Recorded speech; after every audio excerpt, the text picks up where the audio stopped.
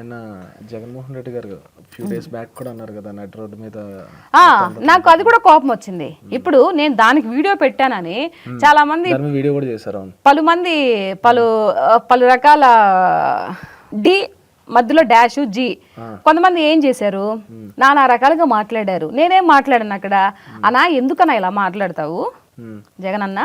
ఇప్పుడు నువ్వు ఏదైతే ఐఏఎస్ ఐపీఎస్ డిఐజీలు ఈ పోలీసు వ్యవస్థ ఏదైతే ఉందో వాళ్ళు కష్టపడి చదువుకొని వచ్చినట్టు వాళ్ళు ప్రజలు ఎన్నుకోవాలి వాళ్ళని.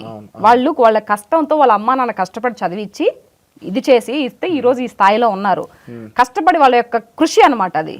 అలాంటి పోలీసు వ్యవస్థని నువ్వు బట్టలోడ తీసి వదిలిపెడతావు అని అంటే, అన్న నువ్వు ఎక్కడ ప్యాలెస్లో లేవు, ప్రజల మధ్యలో ఉన్నావు, ఒకసారి చూసి మాట్లాడు. రేపు పోలీసులనే బట్టలేడ తీసి నిలబెడతాన్న జగన్మోహన్ రెడ్డి రేపు ముఖ్యమంత్రి అయిన తర్వాత ప్రజలు కూడా బట్టలు ఎందుకు ఇప్పదీయడు అని చెప్పేసి ఆలోచిస్తారన్నా.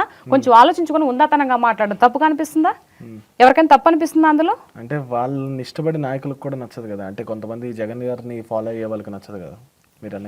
అలా ఎందుకు, అలా మెంటాలిటీ ఎందుకు అని అంటున్నా. ప్రజల్లో అంటే ఎవరైతే జగన్మోహన్ రెడ్డి గారిని అభిమానిస్తున్నారో వాళ్ళు కూడా ప్రజల్లో ఒకరు కదండి.